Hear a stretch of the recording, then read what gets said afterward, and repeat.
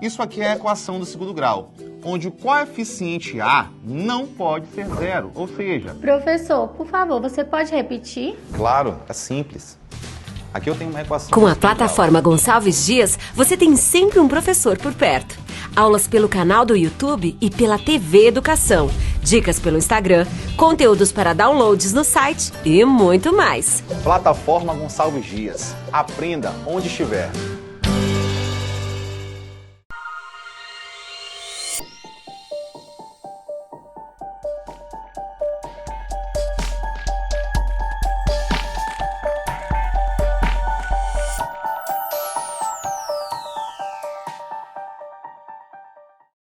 Seja bem-vindo ao Maranhão Profissionalizado, o programa de capacitação profissional do Governo do Estado do Maranhão. Eu sou Casey Martins, produzi e roteirizei a série de TV O Dia em que Nos Tornamos Terroristas, fui coordenadora de produção da série de TV Amor dos Outros e produzi o longa-metragem Luiz e Só Realismo Maranhense, entre outros trabalhos. Esse é o módulo de apresentação do curso de elaboração de projetos audiovisuais e produção executiva. Não esqueça de acessar, dentro da plataforma, o material de apoio a essa aula. Para quaisquer dúvidas, você pode entrar em contato através do fórum ou ainda por e-mail. Nosso curso está dividido em 8 módulos, totalizando 80 horas de carga horária. Ao longo do curso, veremos panorama do mercado audiovisual, elementos criativos do projeto audiovisual, elementos financeiros e estratégicos, fontes de financiamento e plano de distribuição, produção executiva em projetos audiovisuais apoiados pelo FSA, Ancine, execução financeira e cumprimento do objeto, execução das despesas e considerações finais sobre a prestação de contas. Bons estudos e até os próximos módulos.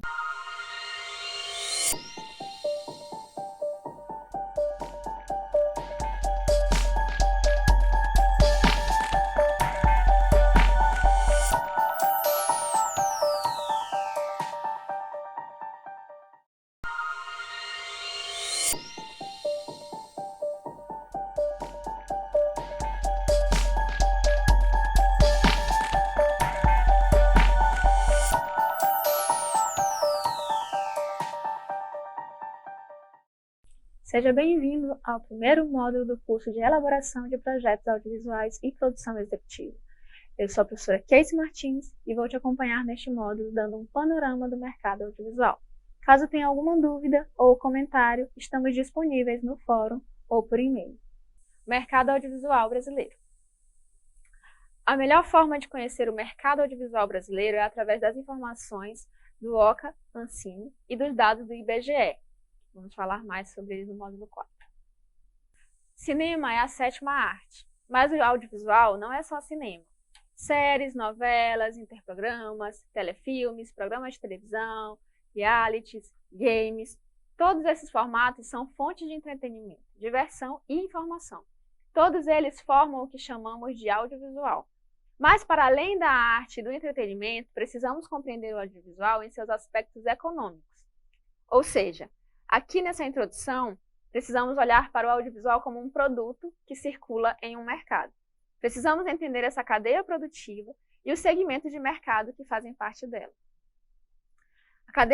Por cadeia produtiva, entende-se o caminho que um produto ou serviço percorre desde a sua criação até o momento em que ela chega no público consumidor.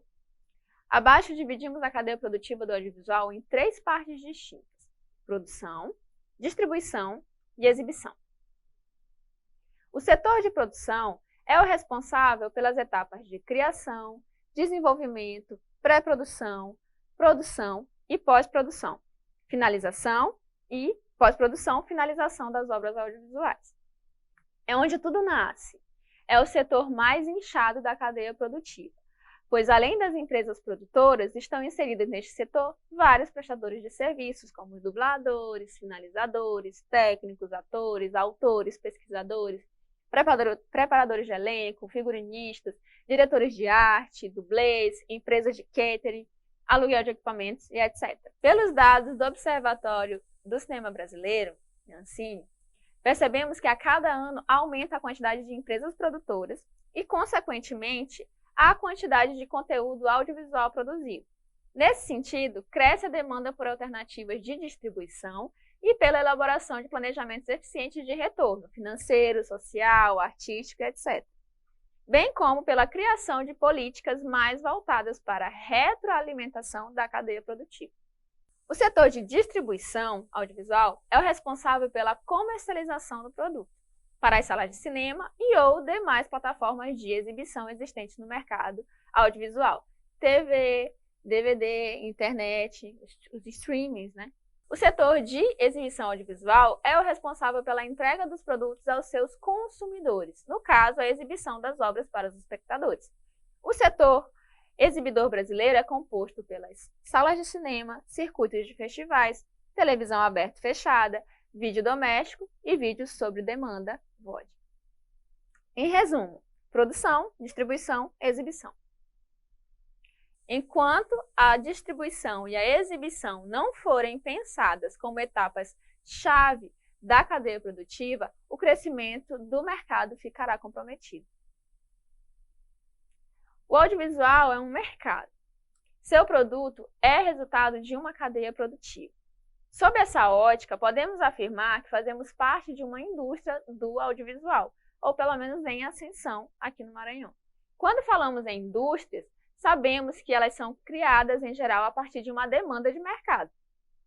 E não é apenas a procura pelo produto oferecido que move os investidores. Avalia-se o custo-benefício e o potencial para atingir o maior retorno possível do investimento. O audiovisual, como uma arte, não deve ser olhado apenas pelo viés econômico, o que não nos impede de avaliarmos o custo-benefício e potencial de retorno de investimento das obras. Essa é a importância de termos acesso aos dados do Observatório do Cinema Brasileiro, da Ancine e os dados do IBGE.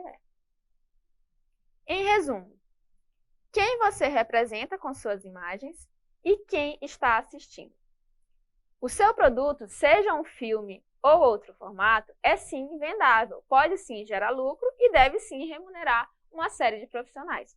No entanto, seu produto é arte, e a arte tem um valor imaterial, muito além do preço. A arte traduz a manifestação cultural de um povo, seus modos de pensar, agir e de ser. Aí a gente chama uma citação de Glauber Rocha, né? Continuo fechado com as minhas posições de um cinema terceiro-mundista, um cinema independente do ponto de vista econômico e artístico, que não deixa a criatividade estética desaparecer em nome de uma objetividade comercial e de um imediatismo político. A gente precisa estar alinhada, integrar essas duas visões de mundo para que a gente possa ter uma cadeia sustentável, tanto artisticamente quanto economicamente. O que mudou no mercado audiovisual com a pandemia? Em 2020, salas de cinema no mundo inteiro tiveram que ficar fechadas. Muitas não reabriram até o presente momento. Filmes inéditos não puderam ser lançados, alguns migraram os lançamentos para as plataformas digitais. No Brasil, as distribuidoras responsáveis por filmes financiados pelo FSA não podem, por lei, lançar os filmes em outras janelas, o que gerou um impasse. Diante da situação atípica, a Ancine permitiu lançamentos em drive-ins. Muitas produtoras e distribuidoras protocolaram pedidos de mudança de segmento inicial para lançarem seus filmes em outras janelas que não nas salas de cinema. Algumas televisões e produtoras voltaram a rodar séries, novelas e filmes, com protocolos rígidos de segurança sanitária. PCR semanal, uso de EPIs, distanciamento, entre outras medidas que elevaram os custos orçamentários em pelo menos 40%. Apesar dos cuidados, muitas produções foram interrompidas após o surto de Covid-19. A grande maioria dos produtores com projetos aprovados, contratados e já com desembolso junto ao FSA, solicitaram adiamento das datas previstas em contrato para a entrega do objeto, paralisando as produções até a situação se mostrar mais segura. A Ancine tem acatado tais pedidos, estendendo os prazos. E aqui a gente tem uma pergunta que fica no ar, né? Quais as perspectivas para o mercado audiovisual pós-pandemia?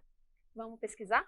Bom, a professora Casey terminou a aula perguntando quais as perspectivas para o mercado audiovisual nesse pós-pandemia. Nós vimos que durante a pandemia as salas de cinema tiveram que fechar e muitas estão fechadas até o momento. Então, houve um direcionamento dentro desse setor de exibição. Nós saímos das salas de cinema e fomos para os Video On Demand, os VODs. Então, nesse momento no Brasil, nós tivemos um aumento de cerca de 43%, até mais, no consumo de VOD. E o VOD, nesse momento, ele carece de regulação, ao contrário das salas de cinema, da TV paga, da TV aberta. Não existe regulação ainda nessa questão do VOD. E qual é a necessidade de ter regulação? Bom, são através dessas leis que existe essa proteção do conteúdo nacional. Atualmente, as TVs pagas, as TVs abertas, elas precisam ter um percentual de produtos nacionais nas suas grades. O VOD está fora disso, porque não foi regulamentado ainda. De igual forma, as TVs abertas, as TVs fechadas e até mesmo produtos que vão para as salas de cinema, eles possuem mecanismos de incentivo. Dentro da Ancine existem editais que podem ser utilizados para a produção, até mesmo para a distribuição nesses segmentos. O VOD irá, sim, no momento em que ele for regulamentado, ele também vai poder fazer uso desses mecanismos. Existe também uma terceira questão, que é a questão da Condecine, que é uma contribuição para o desenvolvimento cinematográfico nacional e que, no momento, ainda não está totalmente fechado como essa contribuição deverá ser paga pelo VOD. Nesse momento também, com esse aumento enorme do consumo dessas plataformas de VOD no Brasil, nós também precisamos entender um pouco o que é o VOD e o que é esse termo streaming. Eles não são a mesma coisa. VOD é Video On Demand, que são vídeos sob demanda. Neste momento, no Brasil, as plataformas mais conhecidas, mais famosas são, nessa ordem, a Netflix, a Amazon, a Globoplay, a Disney, a Apple TV. Então, esses são os exemplos que eu estou querendo dar para vocês de vídeo on demand. O streaming é justamente essa via por onde os dados trafegam para os clientes. Então, streaming e vídeo on demand não são a mesma coisa. Nós já temos agora esses dois conceitos em mente, que são coisas diferentes. Qual a grande vantagem do VOD? O VOD, ele não é fixo, ele não é engessado, como a grade de TV é. Os programas da TV, eles são ofertados para o espectador num horário pré-definido, programas pré-definidos. O VOD não, existe um catálogo e dentro desse catálogo você pode escolher o horário para assistir, a obra que deseja assistir e até mesmo o dispositivo onde irá assistir. Porque você poderá assistir na sua televisão, se ela for uma Smart TV, no seu smartphone, no seu notebook, no seu tablet. Então, a gente fala que o VOD é a liberdade total, a liberdade de escolha, a liberdade de horário e a liberdade de onde assistir. Com essas informações, já é possível para vocês começar a pesquisa sobre o exercício que nós deixamos lá no fórum, que é justamente a pergunta que a gente começou tudo: quais as perspectivas do mercado audiovisual brasileiro nesse pós-pandemia? Nós deixamos como material extra 3 artigos para auxiliar nesse começo de pesquisa, mas nós convidamos vocês a pesquisarem ainda mais pela internet, já quiserem acessar o OCA, o IBGE, vai ser muito mais rico. Então, vamos para a segunda aula já tendo feito esse fórum. Então, vamos agora começar com o slide 22, onde a gente colocou que a gente disponibiliza esse material extra, né, 3 artigos lá no material extra, nos PDFs, para ajudar vocês nessa pesquisa, tá? Do nosso primeiro fórum. Então, vamos adiante para o próximo slide, 23. Lembrando que a gente aqui vai fazer um resuminho do que eu falei, tá? Então, ó, houve um crescimento e um fortalecimento das plataformas digitais no mundo inteiro. Óbvio, né? A gente estava em pandemia. Em 2019, antes da pandemia, o Brasil já era o 4º maior mercado de VOD do mundo, tá? Então, antes mesmo da pandemia, a gente já era um mercado enorme. No Brasil, o serviço de VOD carece de regulamentação até o presente momento. Vamos para o próximo slide, que é a pergunta que a gente já comentou. Por que o VOD precisa ser regulamentado no Brasil? Porque precisamos garantir a presença de conteúdo nacional nessas plataformas, o que já é regulado e garantido por lei para as TVs abertas e fechadas, por exemplo, e não só para as TVs abertas e fechadas.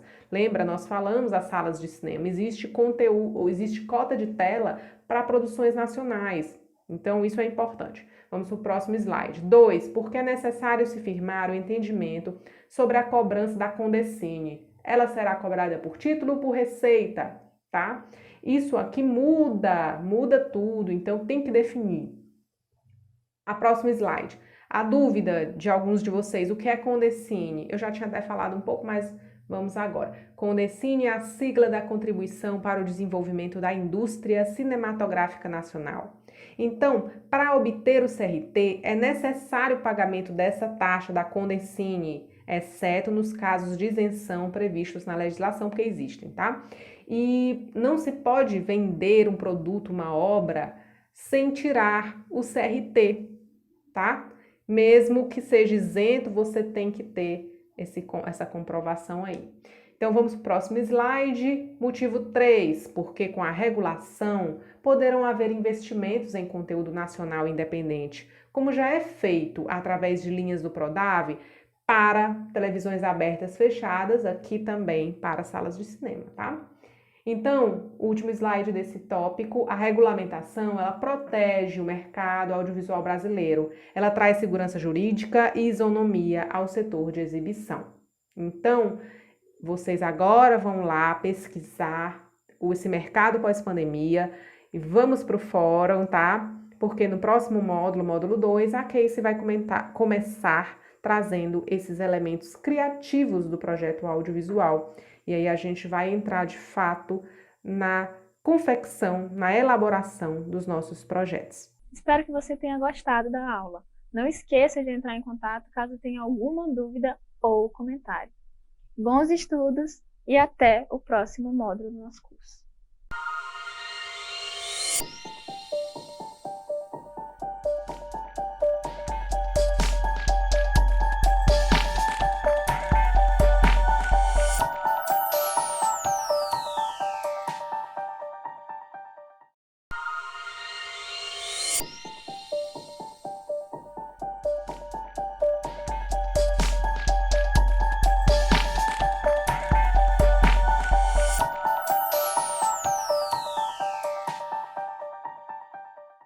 Olá, sou a professora Casey Martins, seja bem-vinda ao segundo módulo do curso de Elaboração de Projetos Audiovisuais e Produção Executiva. Nesse módulo, vamos falar sobre elementos criativos do projeto audiovisual. Caso tenha alguma dúvida ou comentário, não deixe de entrar em contato conosco através do fórum ou ainda por e-mail. Por que preciso elaborar um projeto audiovisual? Por que preciso elaborar um projeto audiovisual? Para apresentar alguém e para que alguém se interesse por seu projeto. Para participar em laboratórios de desenvolvimento, participar de eventos de mercado, participar de pitchings, concorrer em editais, concorrer a fundos, buscar produtores ou coprodutores, buscar distribuidores, buscar apoio, buscar patrocinadores, para convidar profissionais para compor o seu projeto e etc. Eu tenho uma ideia, eu coloco no papel, aí eu tenho um argumento. O argumento, ele é um texto corrido que se assemelha a um conto literário. Normalmente não tem diálogos nem divisão de sequências, mas, por exemplo, se os diálogos forem importantes para esclarecer os traços típicos do gênero da obra, podem também ser incluídos. Essa é uma citação do livro de Guia de Elaboração de Projetos Audiovisuais. A minha ideia, ela é original ou ela é derivada? Isso é uma pergunta muito importante. Porque se ela for derivada, então eu preciso estar atenta à legislação de direitos autorais. Se ela for original, eu terei que fazer o registro na Fundação da Biblioteca Nacional, criando o formato do meu projeto. A minha obra pode ser classificada como ficcional ou documental? Será uma obra seriada ou não seriada? Se não seriada, Qual será a estrutura temporal? Se seriada, terá quantos episódios? E qual será a minutagem? Se ficcional, será animação ou não? Minha obra poderia ser ainda uma obra híbrida, um formato ou um game. A minha obra é transmídia? Todas essas perguntas elas vão direcionando e criando o formato do seu projeto. Estrutura temporal das obras audiovisuais. De longa-metragem, acima de 70 minutos, média-metragem acima de 15 e até 70, curta-metragem até 15, telefilme de 50 a 125 minutos para exibição de TV, que é a primeira janela. E aí as obras seriadas em capítulos ou não, elas podem também ser interprogramas ou programetes, obra seriada para exibição em TV com duração de cerca de 2 minutos por episódio. Mas as obras seriadas elas têm uma diversificação maior, podem ter um número mais ilimitado de capítulos.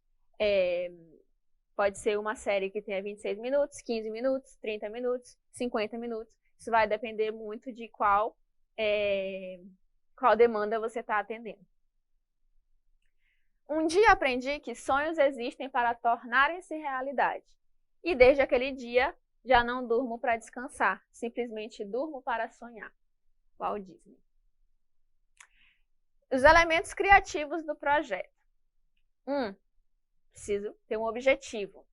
2. Eu preciso ter um público-alvo. 3. Uma logline. 4. Um resumo do projeto. 5. Uma apresentação. 6. Uma justificativa. 7. Uma sinopse. 8. Um argumento. 9. A concepção da linguagem audiovisual. Então, vamos para o objetivo. No meu objetivo, aqui eu vou colocar meu título, o tipo, se é uma ficção, se é documentário, animação, formato, etc. A estrutura temporal, se ela é curta, média, longa, série, etc. A duração prevista. O público-alvo, de forma bem genérica. E janela principal de exibição. É um texto sucinto, mas com informações que serão repetidas e desenvolvidas nos itens a seguir. O público-alvo. Nesse texto, você deverá definir o target do projeto, para que público ele foi concebido. Essa definição leva em consideração alguns aspectos: faixa etária, gênero, classe socioeconômica. Para o seu projeto ter coerência, você precisará estudar obras com elementos semelhantes à sua e deverá atentar à possível classificação indicativa. Logline é o resumo do projeto em uma frase. Resumo do projeto é um texto de 5 linhas que contém, além das informações básicas da obra, título, formato, duração prevista, janela principal de exibição, uma versão reduzida da sinopse. Apresentação. Todos os textos anteriores ajudaram a compor a sua apresentação. Aqui, além de trazer novamente as informações básicas do projeto, você irá acrescentar informações como gênero dramático, tom, resumo do enredo, conflito principal e desfecho previsto. Destacar os resultados concretos que pretende com a obra. Isso é muito importante. Esse texto dará aos jogadores as informações quanto à dimensão do seu projeto, diferenciais, potenciais de impacto e etc. A justificativa. Esse é um texto de defesa do seu projeto. Qual foi a sua motivação para propor o projeto? Que circunstâncias favorecem sua execução? Como o projeto atende aos critérios de seleção e qualificações pedidos pelo edital? Qual o diferencial do projeto? Por que ele deve ser realizado? Essas são perguntas muito importantes. Sinopse. É um texto sintético que apresenta a estrutura narrativa da história e algumas vezes, nem sempre, apresenta os personagens principais. É um resumo do argumento. Capriche na sua. O argumento. Lembram que começamos esse curso falando sobre argumento? Então, vamos lá novamente. É um texto corrido que se assemelha a um conto literário. Normalmente não tem diálogos nem divisão de sequências. Mas, por exemplo, se os diálogos forem importantes para esclarecer os traços típicos do gênero da obra, eles podem ser incluídos. A quantidade de laudas do seu argumento deve respeitar o edital e principalmente o bom senso. Seja coerente, não encha a linguiça, né, como se diz. Seja coerente com o seu projeto, coloque informações que vão agregar informações no seu projeto, que vão enriquecer o seu texto, o seu projeto, fazer com que outras pessoas se interessem pelo projeto que você quer fazer. Concepção da linguagem audiovisual. Essa parte é importantíssima. Deve conter a visão e a abordagem a ser adotada. A linguagem audiovisual pretendida e a descrição dos aspectos estéticos relevantes à narrativa. Cite referências para ilustrar melhor suas pretensões, mas não cite demais, não é um trabalho escolar. O julgador deseja justamente ler algo que contenha originalidade, autenticidade. Mostre conhecimento do projeto como um todo. Fotografia, direção de arte, aspectos técnicos, equipamentos, cenários, banda sonora. Tudo isso vai mostrar o leque de informações que você tem a respeito do que você quer fazer. Se pode ser escrito ou pensado, pode ser filmado. Olá! Então, a professora Casey falou dos elementos comuns a todos os projetos que são de todas e quaisquer modalidades. Nesse momento, nós vamos entrar nos elementos criativos específicos, à ficção, à animação, ao documentário e ao formato. E vamos começar pela ficção. Elementos criativos da ficção. Nós temos aqui 5 elementos criativos. 1. Perfil dos personagens. 2. Estrutura narrativa. 3. Linguagem e procedimentos narrativos. 4. Cenários e locações. 5. Roteiro. Elementos criativos da animação. São 9. 1. O universo. 2. Perfil dos personagens. 3. Concept de personagens. 4. Concept de cenários. 5. Storyboard. 6. Concepção visual e arte conceitual. 7. Estrutura narrativa. 8. Linguagem e procedimentos narrativos. E 9. Roteiro. Os elementos criativos do documentário são 7. 1. Visão original. 2. Proposta de documentário.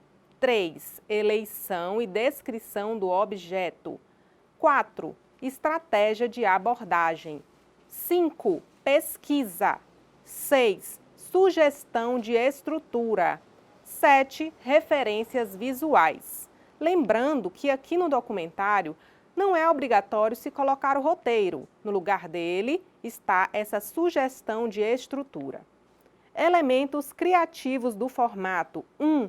O conceito do formato. 2. Personagens reais, eles devem ser descritos. 3. Arranjo original.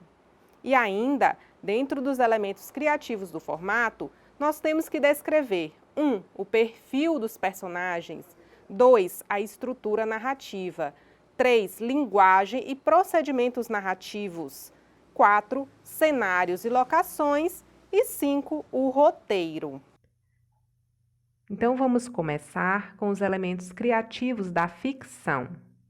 1. Perfil dos personagens. Nesse item, você vai descrever cada um dos seus personagens principais e secundários. Você vai colocar nome, idade, características físicas, características psicológicas. O que você achar necessário para que quem está lendo compreenda seus personagens, ok? No item 2, nós vamos trazer a estrutura narrativa, que é o quê? A estrutura da sua obra. E você também já pode colocar as relações com gêneros e subgêneros dentro da sua obra, tá? Quando eu falo em gêneros e subgêneros, se existem toques de suspense, comédia, você também pode citar referências a outras obras, tá? Nesse ponto aqui. No terceiro item, a gente tem linguagem e procedimentos narrativos. Você vai detalhar a linguagem audiovisual, você vai detalhar os seus procedimentos narrativos, definidos para você usar nessa obra. Por exemplo, vamos ter flashbacks, a gente vai ter feitos especiais. Então, todos os procedimentos narrativos utilizados você já vai trazer aqui, tá? Há alguma inovação na linguagem, você traz aqui. Você pode incluir referências a outras obras também nesse item. Item 4 é o item que vai falar de cenários e locações. Nesse item, você vai descrever os seus cenários, que são os locais onde os seus personagens irão transitar, e as locações que você já pode definir. Você pode definir que o seu filme se passa em São Luís do Maranhão, em São José do Ribamar, ok? Então, você já tem cenários e locações e descreve nesse item. No item 5 é o item do roteiro. Você tem que apresentar seu roteiro, em geral, em editais de ficção. Mas aqui a gente já deixa uma coisa, né? Uma observação. Leia o edital com cuidado, porque quando se trata de longa-metragem, eles pedem um edital. Quando se trata de obra seriada, de série, em geral, exige-se o primeiro episódio, o roteiro do primeiro episódio e as sinopses dos demais. Então, isso é muito particular. Você vai ter que ler e saber o que o edital pede. Seguindo para o próximo slide, elementos criativos da animação. Animação também é ficção, tá? Então, a gente aqui vai ter itens similares ao slide que a gente viu lá atrás. Nós não vamos falar novamente sobre eles. E quais são? Veja ali, ó, perfil dos personagens, estrutura narrativa, linguagem, procedimentos narrativos, roteiro. Tudo similar, tá? Então, o que nós temos de novo? Universo. O que é o universo? Na animação, existe um universo totalmente particular, um universo que foi criado. Vocês que assistem, com certeza, desenhos animados, como a gente fala, desde criança, cada desenho animado ele tem um universo próprio, com leis próprias. Né? Tem um desenho animado que se passa no fundo do mar, e eles andam no fundo do mar, tem casinhas construídas no fundo do mar. Aquilo ali é um universo próprio, tem leis físicas próprias, tem toda um desenvolvimento, né, do que é aquele mundo. Inclusive pode ser outro planeta, enfim. Então, aqui tudo é explicado, esse universo criado. No item 3, a gente tem concept de personagens. Aqui você tem que mostrar a ilustração dos seus personagens, tá? No item 2, você vai ter... São textos que você descreveu. No item 3, você traz as ilustrações. Assim como no item 4, você traz as ilustrações dos cenários. O item 5, você já traz o storyboard. Storyboard não é apenas uma ilustração de cenário ou de personagem, como nós vimos. Storyboard, nós temos o quê? Nós temos enquadramentos, nós temos sequências. Então, você tem que ficar atento ao que seu edital pede em relação ao storyboard e trazer tal qual ele pede. Nós temos o item concepção visual e arte conceitual. Bom, a gente mostrou as ilustrações, mas a gente vai ter que falar sobre elas. E esse texto é justamente aí, tá? Como você concebeu visualmente a sua animação, tá? Então, você vai ter que defender, vai ter que explicar as cores utilizadas, os aspectos estéticos, e todo o estilo de direção dessa obra. Então, você vai explicar tudo aqui. Você pode falar também de técnicas definidas, a relação dos elementos visuais com que que você escolheu. Então, é um texto bem detalhado e deve ser bem feito, tá? E a gente já falou de estrutura narrativa, linguagem, procedimentos narrativos e roteiro. Observando para o roteiro essa mesma questão. Em obras seriadas, muitas vezes você tem que apresentar apenas do primeiro episódio, tá? Então, no próximo slide, a gente já está nos elementos criativos do documentário. Então, aqui é bem particular. Primeiro item é a visão original. O que é uma visão original?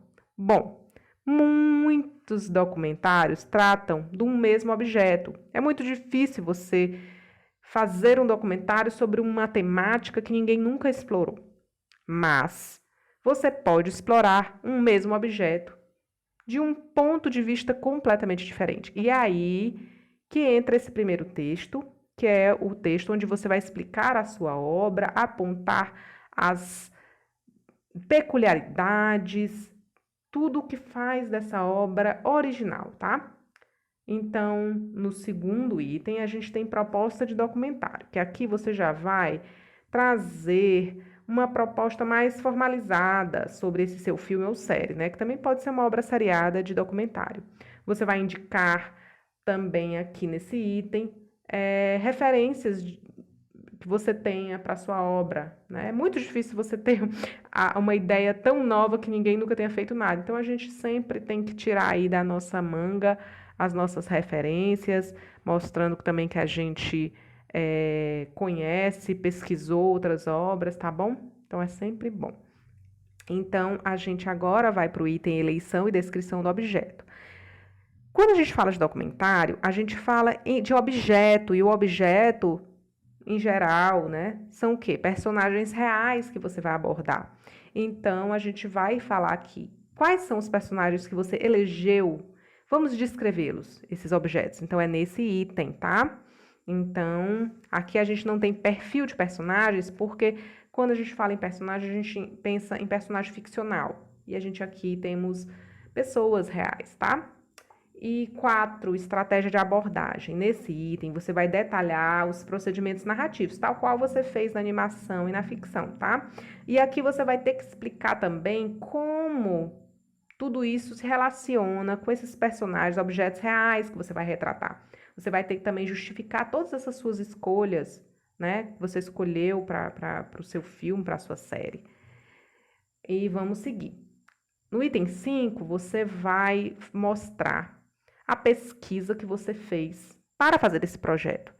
O documentário, ele demanda muito isso, uma pesquisa já bem sólida para se chegar ao projeto, tá? Porque como é que eu vou descrever objetos, né? Essa descrição do objeto, como é que eu vou falar, como eu vou me relacionar com esses objetos, se eu não tenho uma pesquisa robusta por trás. Então, aqui você vai falar do que foi feito até o momento, tá? No item 6 é sugestão de estrutura. Sugestão de estrutura é justamente o texto que vai substituir o que seria o roteiro. Em documentário não tem roteiro. Roteiro é coisa de obra fechada. Obra fechada é ficção, tá? Então, o documentário é obra aberta, é obra em construção. É cada momento em que se pega a câmera, cada diária é uma nova construção. Cada objeto, quando você vai pegar um depoimento, mil possibilidades se abrem ali. Então, você tem que respeitar isso e você apresenta apenas uma sugestão, né? Você está sugerindo uma estrutura que é óbvio e se sabe que ela pode mudar e deve, né? Porque a obra aberta é isso. Por último, as referências visuais que você está trazendo para a sua obra. Nesse ponto, você não precisa citar apenas filmes, você pode citar também obras em vários sentidos. Você pode citar obras de arte, você pode citar outras obras que não apenas as audiovisuais, tá? E a gente entrou aqui em formato. E em formato, antes de eu começar nos elementos criativos, eu sinto uma necessidade de falar para vocês o que é o formato. Muita gente, ao ver esse nome, pensa, eu não sei o que é formato. Você sabe sim, porque hoje em dia você assiste vários programas que são exemplos de formato. Um exemplo, os reality shows. Você está assistindo a todo momento reality shows, tanto na TV aberta como na TV fechada. Então, e aqui, reality show é um exemplo de formato, tá? Então, o formato é justamente essa criação original, né? Ela é caracterizada por ter uma estrutura central, que você, ao ver, você já identifica que aquilo ali é o programa X. Ela tem elementos técnicos, artísticos, econômicos, de uma forma que ela é tão pré-definida que ela pode ser replicada, né? Ele é um formato. Ele pode ser feito em qualquer lugar. Você está entendendo o que eu estou querendo dizer? Então, você tem esse modelo, tá?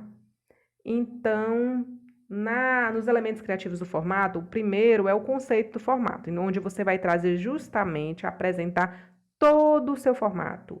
Qual é o assunto do seu formato? Como é que vai abordar esse tema? Qual o tom? Quais são as dinâmicas pré-determinadas, tá? Vai ter um apresentador, vários apresentadores, qual a relação deles com esses personagens reais? Quem são esses personagens reais? Existem dinâmicas? Existe contato com o público? Existe alguma participação do público? Existem regras? Existem competições? Então, tudo isso vai ter que ser trazido já no primeiro item, é muita coisa. No item 2, a gente vai ter a descrição do perfil desses personagens reais, tá? E no item 3, o arranjo original. O que é o arranjo original? Aqui a gente já vai falar de uma interação entre criação técnica, artística e econômica. Como é que vão entrar elementos como colocação de marcas, produtos, serviços? A gente também vai falar da direção de arte, tá? Então, tudo isso vai ser falado aqui. Nós encerramos com o formato todos os elementos criativos. Então, já no próximo módulo, nós vamos entrar nos elementos financeiros e estratégicos. Espero que você tenha gostado da aula. Não deixe de enviar suas dúvidas e comentários através do fórum ou por e-mail. Bons estudos!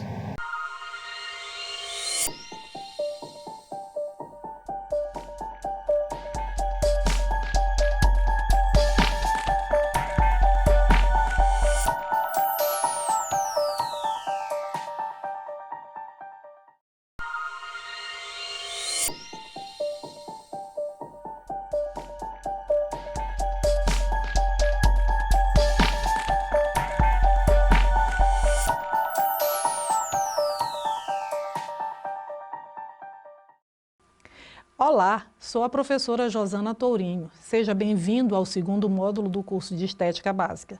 Neste módulo, vamos continuar falando sobre limpeza de pele. Caso tenha alguma dúvida ou comentário, não deixe de entrar em contato conosco através do fórum e ainda por e-mail. Nós vimos no módulo anterior que a acne é uma afecção do folículo pilosebáceo e que ela pode apresentar diferentes níveis de acometimento, certo? De acordo com a sua gravidade. Para melhor compreensão, ela foi classificada em graus. Grau 1, grau 2, grau 3, grau 4 e grau 5. A acne grau 1 é não inflamatória, apresenta predomínio de comedões. Já na acne grau 2, há o predomínio de lesões papulopustosas, além dos comedões. Na acne grau 3, nódulos, cistos podem ser observados. No grau 4, ela deve ser encaminhada ao dermatologista por ser uma forma severa, com múltiplos nódulos inflamatórios, formação de abscessos e fístulas. Existe uma outra forma, que é muito rara, mas é muito grave, acompanhada de febre, leucocitose e atralgia. É a acne grau 5. Tem um trabalho de Teixeira e França, leia o texto, ele é o número 8. Ele vai falar sobre acne e tratamentos. Amplie seus conhecimentos.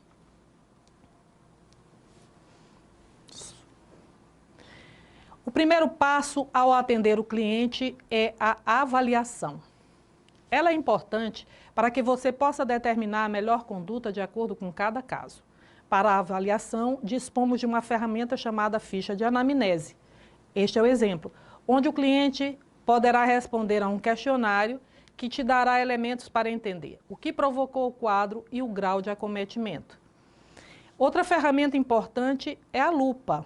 Com ela, você poderá visualizar melhor. O toque também é importante. Não esqueça de fotografar o rosto do cliente. Olha, aqui existem vários formatos de lupa. Tem a lupa de pala, lupa de mão e a lupa de mesa. Certo? Vai depender, a escolha da lupa vai depender de como que você vai trabalhar. Se você for trabalhar em atendimento domiciliar, use a lupa de mesa, de pala ou a lupa de mão, porque a lupa de pé, ela vai ficar muito difícil de transportar, mas todas elas têm uma boa visualização. Fotografar é importante. Por quê? Porque você fotografa o seu cliente antes de começar para você registrar como que aquela pele estava. Como você vai fazer essa foto? Você vai fotografar o cliente de frente, vai fotografar de um lado e do outro lado do rosto. A distância, ela tem que ser obedecida tanto na primeira foto como na última foto que você for tirar. até para poder visualizar melhor o desenvolvimento do seu trabalho. O ambiente de trabalho, ele deve estar limpo e o uso dos descartáveis é essencial para um bom resultado. Que produtos de limpeza de ambiente são indicados para cada caso? Eu deixei para vocês o site, o documento número 9, são as normas de biossegurança da Agência de Vigilância Sanitária, da Anvisa, para salões de beleza e clínicas de estética. Acesse esse material, que é muito importante. Asepsia e antissepsia. Tem diferença de um para o outro? Asepsia é o conjunto de medidas utilizadas para impedir a penetração de micro-organismos no ambiente ou superfície.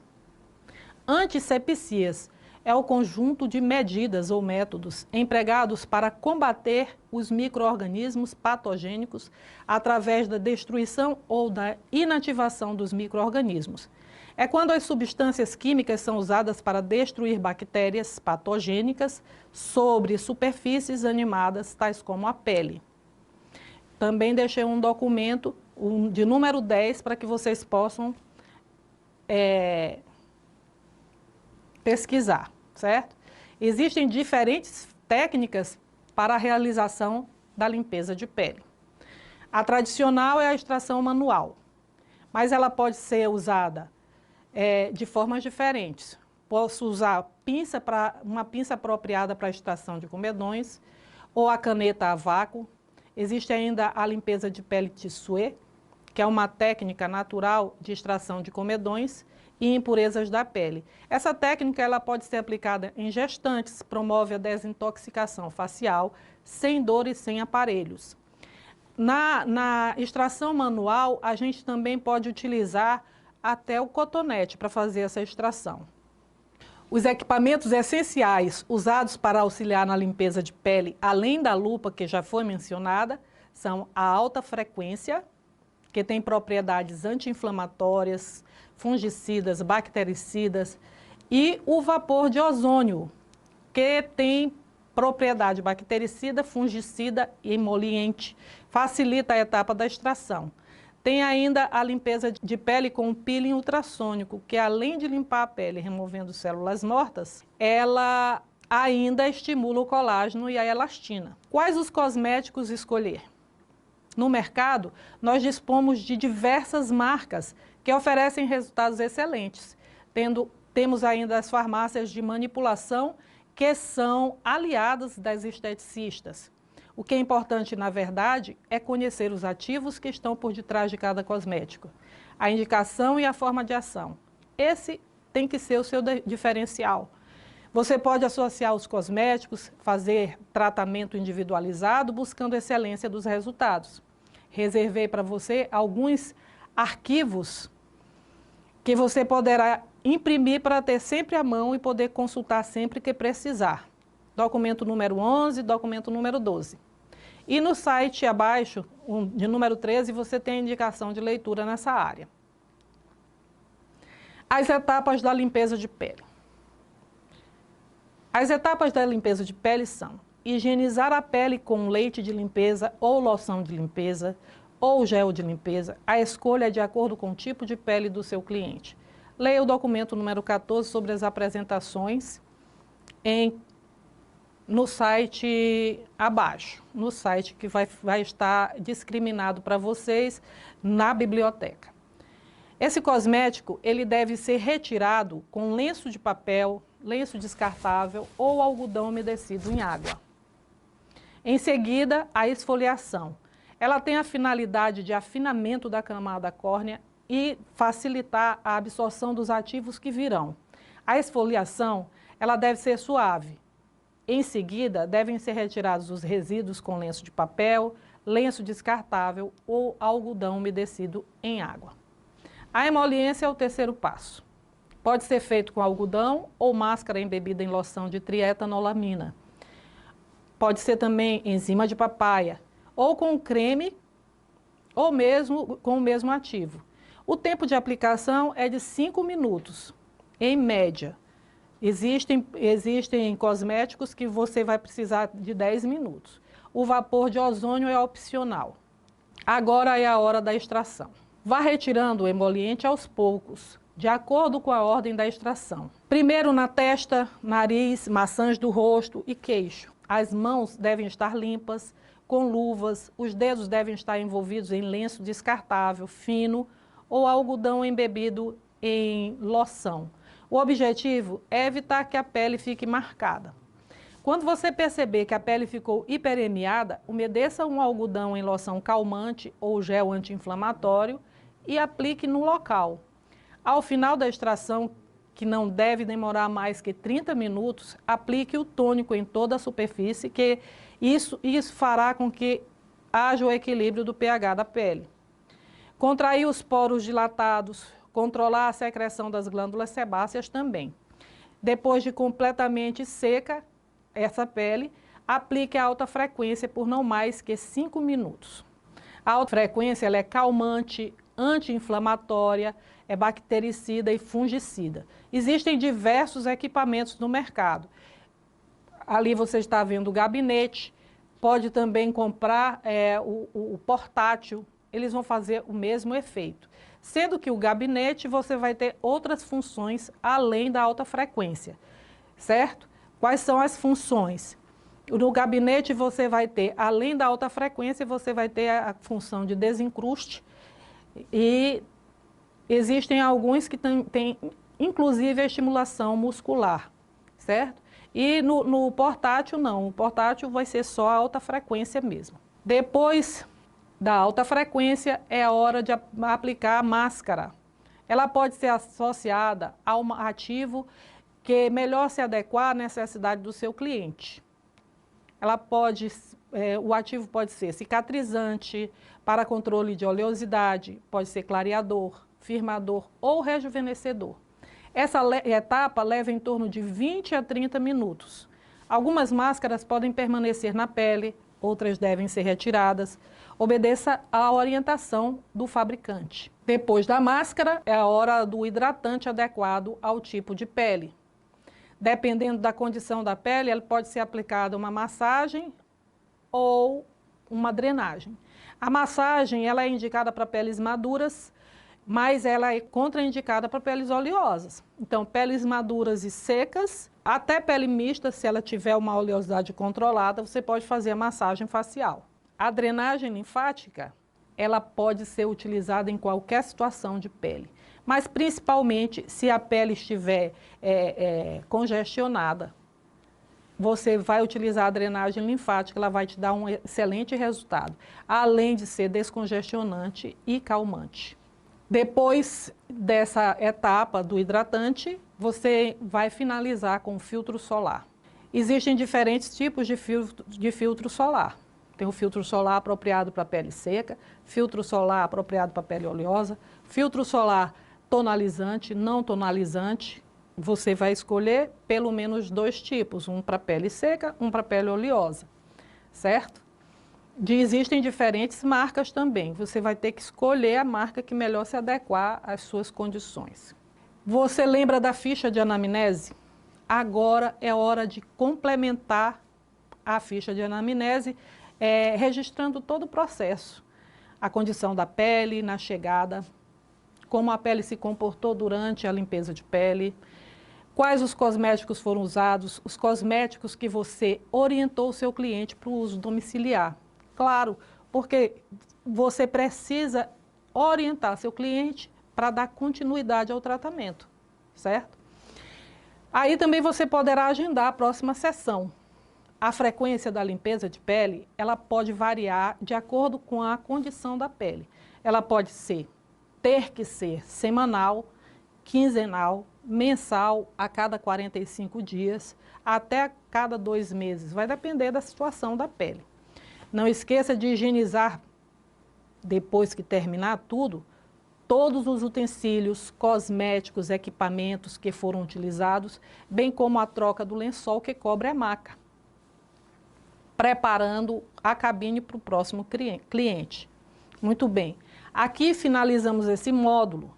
Esse é um bom momento para recapitular o que você aprendeu. O primeiro passo para atender o cliente é a avaliação com o auxílio da ficha de anamnese. Outros elementos para avaliação: lupa, o toque, a fotografia. A asepsia é para a superfície, antissepsia para superfícies animadas como pele. Técnicas de limpeza de pele: manual, com pinça, com peeling ultrassônico, tissuê.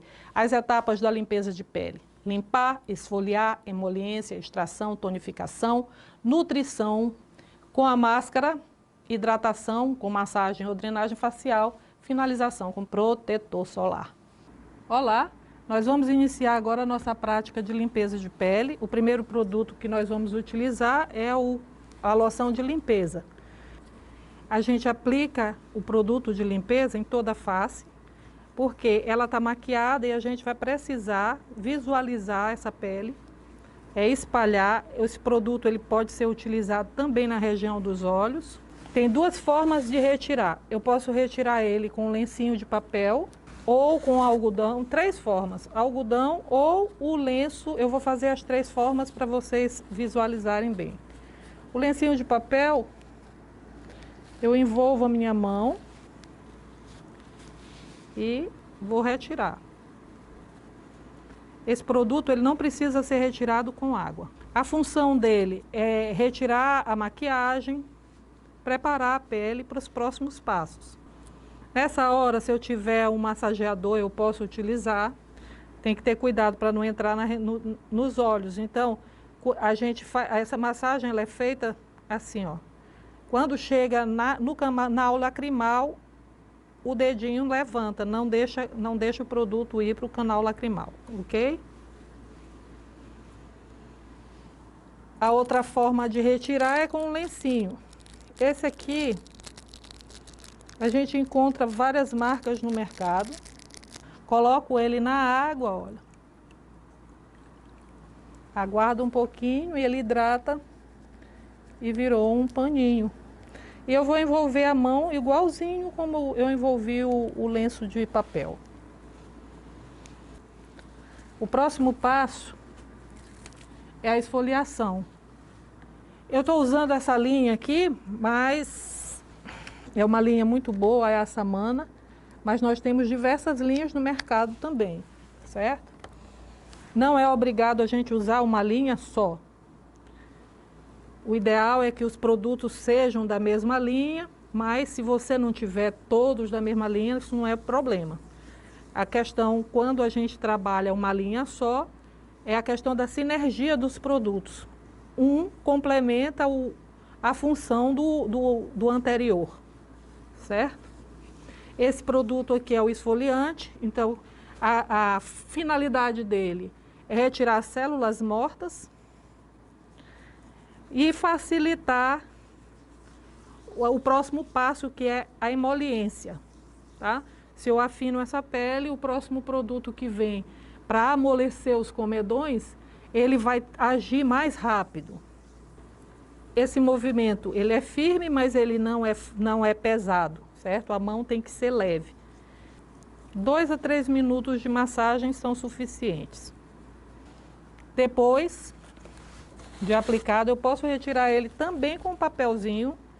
Eu tiro o excesso da umidade dele. Observa que esse eu não apliquei na área dos olhos, certo? Ó, depois que ele seca, eu posso varrer ele ou com o lencinho Kiss, ou eu posso varrer com o algodão. Pode retirar com água. Isso aí fica a critério do profissional. E de acordo com o produto, se ele for mais difícil de sair, eu vou ter que retirar ele com água, ok? Eu começo aqui, aí o algodão já está saturado do produto, eu abro outra folha dele aqui e vou para outra região. Não é obrigado eu retirar todo esse produto. No decorrer da limpeza de pele, esse esfoliante ele vai saindo, tá? Agora eu retiro o excesso de umidade aqui, olha. E já venho para o terceiro passo, que é a emoliência. A emoliência é justamente para facilitar a extração. ela pode ser feita com a loção de trietanolamina, ou com loção de papaya, enzimas de papaya. Como todos os produtos que eu venho falando, existem vários no mercado. Eu vou utilizar hoje aqui o creme emoliente feito numa farmácia de manipulação local. A gente vai, solicita para a farmácia de manipulação de acordo com a dosagem que a gente já conhece. Vou deixar isso para vocês, essa dosagem. E aí é só aplicar. Então, malacésia. Então, a gente precisa ter muito cuidado com o produto que a gente está utilizando para que ele não se contamine. Esse processo aqui, eu posso utilizar o vapor de ozônio. Então, eu vou colocar aqui e vou deixar de 5 a 10 minutos, é o tempo que a gente deixa esse produto. 5 minutos, se tiver com vapor de ozônio, sem ele a gente pode chegar até 10 minutos, ok? E vamos aguardar o tempo necessário para que essa pele responda ao efeito do produto. Agora, enquanto a gente aguarda o tempo do emoliente, nós vamos fazer a higiene das mãos do cliente. Pode ser com sabonete bactericida que você tiver, ou pode ser com o próprio produto. Aqui nesse caso eu usei o mesmo produto que eu utilizei para limpar a pele dela, eu estou usando aqui. Eu posso fazer também em 3 etapas, como posso só fazer a higiene das mãos, tá? Relaxa a mão, ó.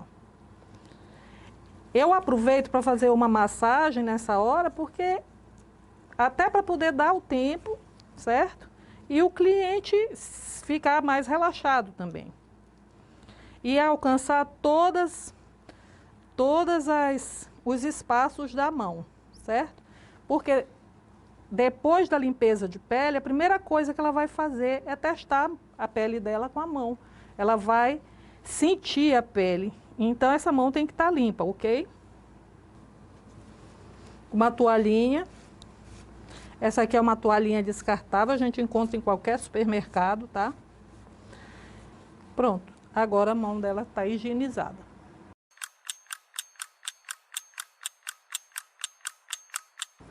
Esse aqui é um instrumento muito importante para quando a gente vai fazer a extração. Ele se chama cureta. A cureta, ela vai fazer um arraste, principalmente aqui na aba do nariz, certo? Quando é um local mais difícil da gente alcançar. O outro instrumento que a gente precisa utilizar é a agulha descartável. Essa aqui é a mesma agulha que você pode utilizar para usar para insulina, né, na diabetes. É aquela agulha bem fininha, que não vai deixar marca na pele do cliente, certo? Então, o procedimento agora, depois dos 10 minutos que a gente está esperando, eu inicio a partir da testa, mas isso vai depender de pessoa para pessoa. Então, eu retiro todo o emoliente que eu coloquei aqui, certo? E vou fazer a extração. Essa extração, ela pode ser feita com as mãos, certo? A extração manual pode ser feita com a cureta, pode ser feita com cotonete. É isso aí, você que vai, a partir do seu treino, é que você vai adequando o melhor instrumento para isso. Mas se for com as mãos, você vai ter que proteger os dedos, certo? Para evitar que a pele fique manchada. Então, a gente observa. Eu preciso da lupa para poder olhar, certo? E agora é só encontrar onde estão os comedões e extrair. A forma de extrair é eu aperto de baixo e boto para cima, entendeu? A limpeza de pele, ela deve ser feita, vai depender da pele. Pode ser a frequência dela 15 dias, semanal, 15 dias, 30 dias, 45 dias. Tem pessoas que vão fazer só de 6 em 6 meses, outras fazem uma vez, nunca mais. Mas o correto mesmo é você obedecer à necessidade da pele.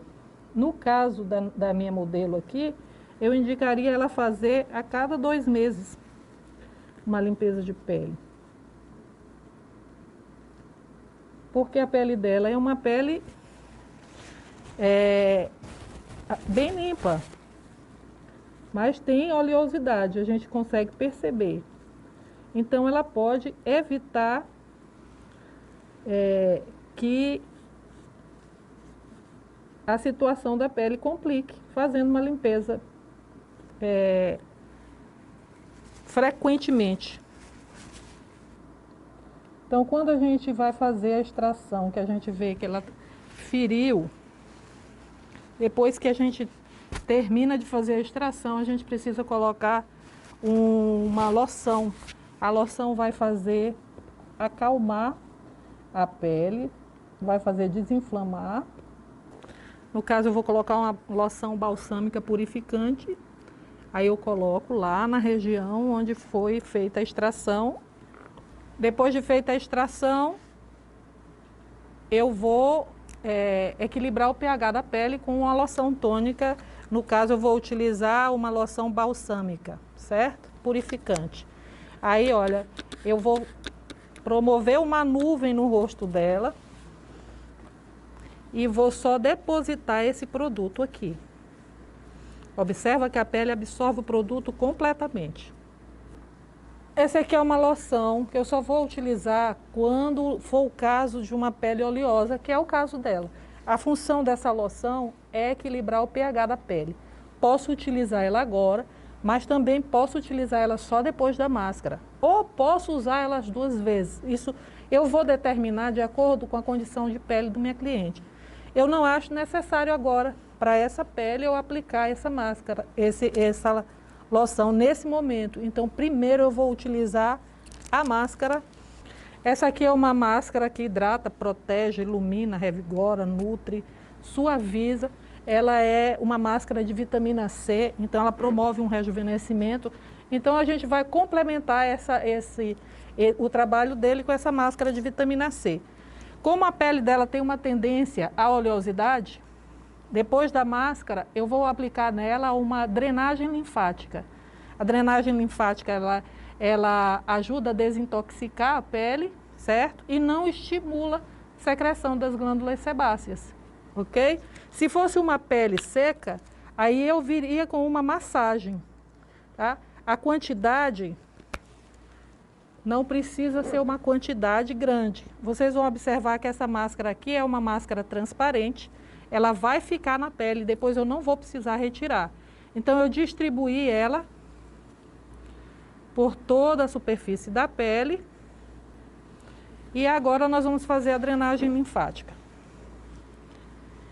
A drenagem linfática, ela inicia aqui pela base, certo? Eu vou desobstruir aqui esses canais. Eu vou observar a respiração da minha cliente e vou sintonizar a minha respiração com a dela. Então, eu observo lá, quando ela inspira, eu inspiro também, e quando ela expira, eu bombeio, certo? Isso é bem lento, eu vou seguir o movimento da respiração dela. Esse movimento eu repito de 3 a 6 vezes. A função desse bombeamento aqui é esvaziar o canal para que o líquido que vai sair daqui do rosto tenha para onde ir, ok? Observa que a máscara, ela vai sendo absorvida pela pele.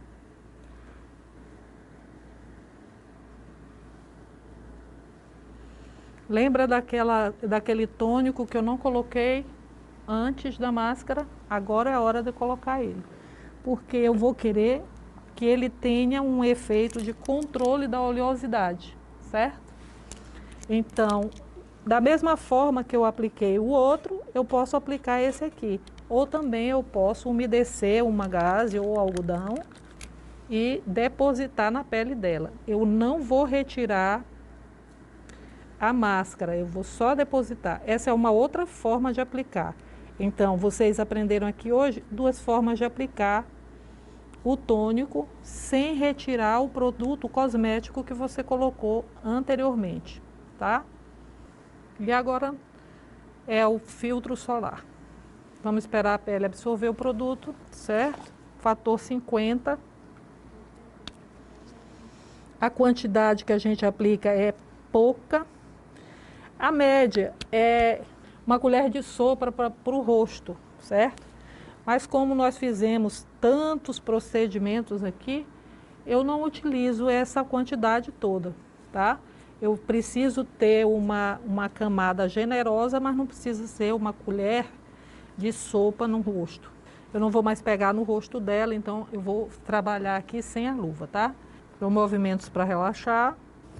Eu já disse para ela qual é a frequência, então eu já vou deixar agendado na ficha de anamnese. Assim que eu terminar de fazer essa limpeza, eu vou colocar lá como que a pele dela se comportou.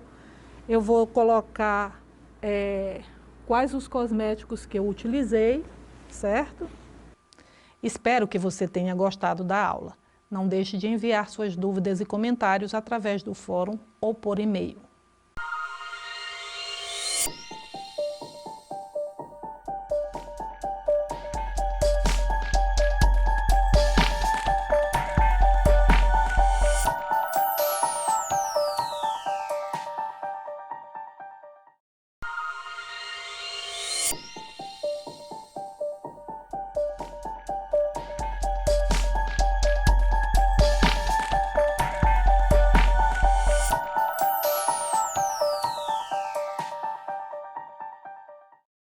Olá novamente, sou a professora Josana Tourinho e este é o 3º módulo do curso de Estética Básica. Vamos começar a falar sobre depilação. Como sempre, caso tenha alguma dúvida ou comentário, estamos disponíveis no fórum ou por e-mail. Olá! No módulo anterior, nós conhecemos a estrutura da pele e podemos perceber que anexos à pele existem várias estruturas. As unhas, as glândulas, as terminações nervosas e os pelos. Nesse módulo abordaremos o tema depilação, então o nosso objeto de estudo são os pelos. Os pelos, eles são prolongamentos de células epidérmicas queratinizadas mortas. Cada indivíduo tem cerca de 5 milhões de pelos pelo corpo. A maior concentração de pelos fica na cabeça, onde são em maior número e também crescem mais. Mas também os encontramos nas pernas, nos braços, nos órgãos genitais externos e axilas. No restante do corpo, são mais finos e mais curtos. Por essa razão, recebem nomes diferentes, pelos terminais e velos, respectivamente. A espessura e o padrão de distribuição são determinados geneticamente e têm a função de proteção contra os raios UV na cabeça. Nos olhos, as sobrancelhas e os cílios protegem contra partículas estranhas. Nas narinas, o pelo protege contra a inalação de germes e partículas estranhas. Ajuda a manter a temperatura do corpo. Homeostase. Os pelos se originam no folículo pilosebáceo e estão presentes em praticamente toda a superfície do corpo. Apenas nos lábios, na palma das mãos e na planta dos pés não temos pelos. Eles são estruturas delgadas e queratinizadas que se desenvolvem a partir de uma invaginação da epiderme. Apresentam em sua estrutura, de dentro para fora, a medula, o córtex e a cutícula. Eles apresentam fases de crescimento distintas simultaneamente, conhecidas como fase anágena, que é a fase de crescimento, catágena é a fase de repouso e telógena é a fase de queda. Por esse motivo, pode-se perceber que logo após a depilação, em algumas partes, o pelo pode começar a aparecer e em outras não. O ser humano ele passa por 7 mudanças do tipo e forma de cabelo. Fetal, é chamado lanugo. Temporária, enquanto criança, lanugo também. Infantil, velos. Pré-adolescência, pelos intermediários. Adolescência, pelos terminais. Adulta, pelos terminais. E idosa, velos novamente. Leia o documento número 15 e você vai aprofundar seu conhecimento a respeito deste tema. A retirada dos pelos pode ser total ou parcial. De acordo com o estudo realizado por Meirelles, a epilação envolve a remoção de toda a haste do pelo e compreende o grupo mais efetivo de métodos para a remoção temporária dos pelos. Inclui o arrancamento, que é feito através de pinça ou ceras. A epilação, no entanto, leva a uma lesão no folículo piloso, de modo que este procedimento pode levar a um dano permanente à matriz, resultando em pelos mais finos. Na depilação, é necessário o uso de depilatórios químicos que removem parte do pelo, não retirando pela raiz, e são de uso fácil e indolor. Os agentes depilatórios químicos padrões estão disponíveis em gel, creme, loção, aerosol ou bastão. Atualmente, no mercado existe uma infinidade de produtos destinados a remover os pelos do corpo, com a ação mecânica, química e abrasiva. Na remoção mecânica, temos a extração do pelo com cera quente ou fria. Na eliminação química, os produtos se apresentam em forma de sulfetos e alcalino-terrosos. Na abrasiva, envolve a destruição do folículo piloso. Existem, entretanto, algumas complicações que poderão acontecer caso o profissional ou o cliente não obedeçam certos cuidados durante e depois da depilação. A foliculite, queimaduras e manchas são exemplos destas complicações. Aqui nós podemos observar as diferentes formas de depilação, certo? Nessa tabela. Deem uma olhada com cuidado. E aqui nós vamos ver a imagem da foliculite. É a inflamação do folículo piloso, certo? Aqui é uma queimadura causada por uma cera quente.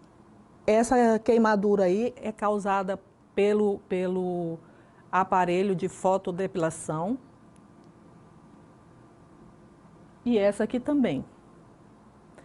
Por que pode acontecer esse problema? Ou o tempo ou a pele não é adequada para esse tipo de depilação. Tem que seguir algumas recomendações. Por exemplo, não é recomendado o uso de cera quente para as sobrancelhas, busto, queixo, no rosto em geral. Para reduzir a sensação de vermelhidão, passe gelo no local depilado. Só aplique hidratantes após 24 horas para evitar a obstrução do folículo piloso e posterior encravamento dos fios. Evite o sol nas 48 horas seguintes à depilação. Use o protetor solar, ele combate as manchas. Oriente a sua cliente a não usar calça jeans apertada depois da depilação. Peles mais morenas e bronzeadas tendem a ser mais propensas a manchas.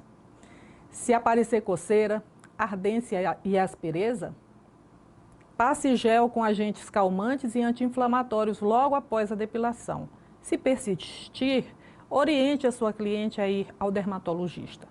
Evite ir para a sessão de depilação com roupas apertadas ou jeans. Escolha com antecedência o método depilatório ou epilatório. De acordo com a necessidade da sua cliente, nunca utilize a eliminação química após a eliminação mecânica. Isso vai provocar sensibilidade na pele. Muito bem. Aqui finalizamos este módulo. Este é um bom momento para recapitular o que você aprendeu. Nós vimos que os pelos apresentam em sua estrutura de dentro para fora a medula, o córtex e a cutícula. As fases de crescimento do pelo são fase anágena, que é a fase de crescimento, catágena é a fase de repouso, telógena é a fase de queda. A epilação envolve remoção de toda a haste do pelo. Na depilação, não.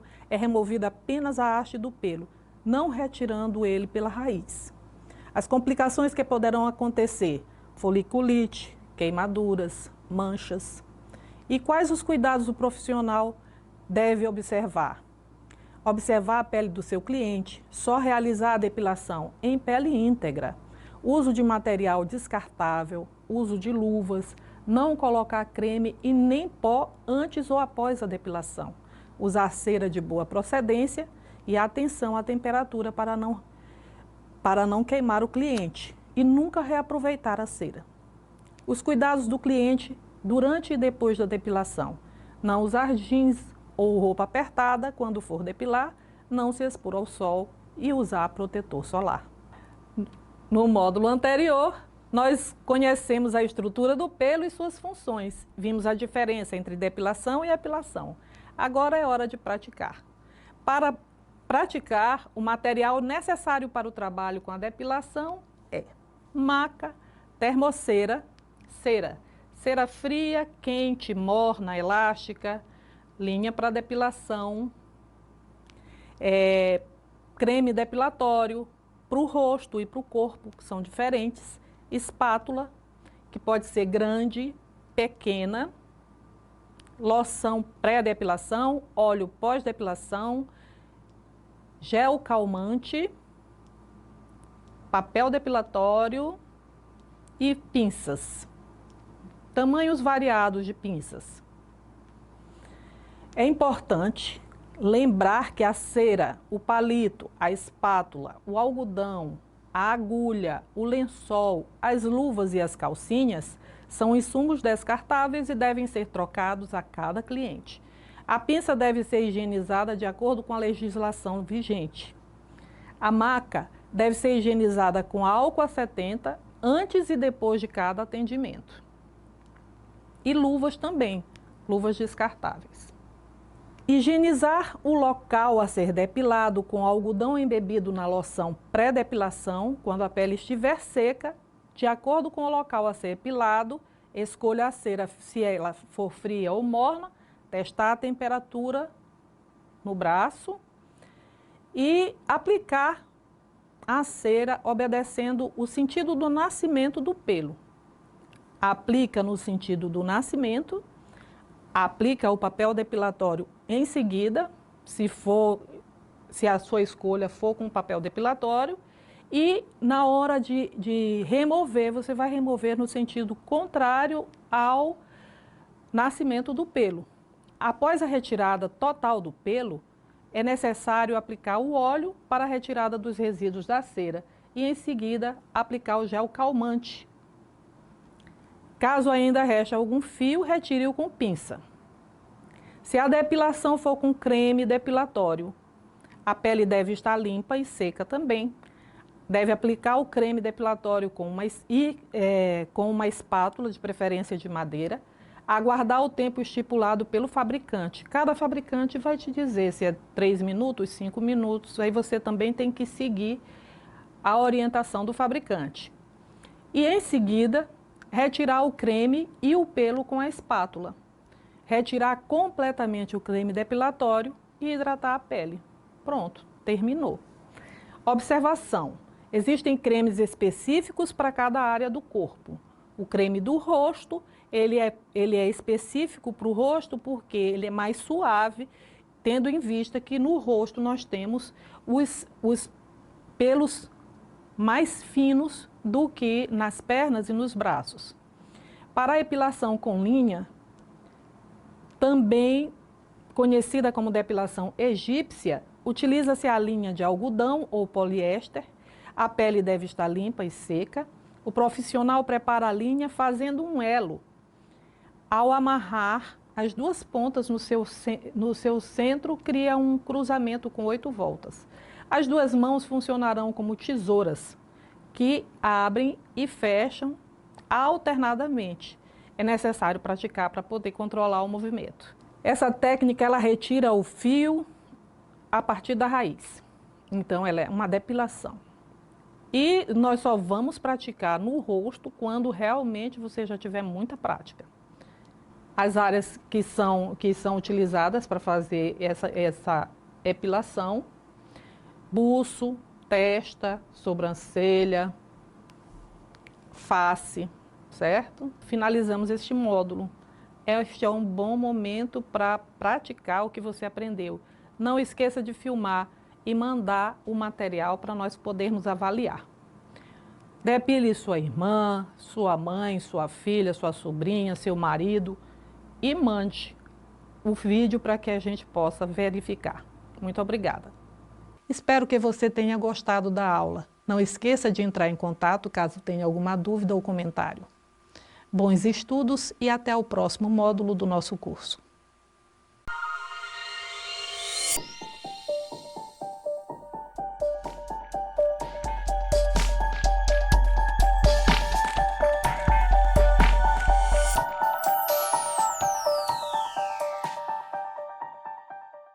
Isso aqui é a equação do segundo grau, onde o coeficiente A não pode ser zero, ou seja... Professor, por favor, você pode repetir? Claro, é simples.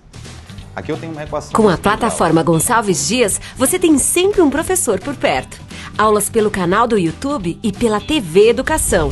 Dicas pelo Instagram, conteúdos para downloads no site e muito mais. Plataforma Gonçalves Dias. Aprenda onde estiver.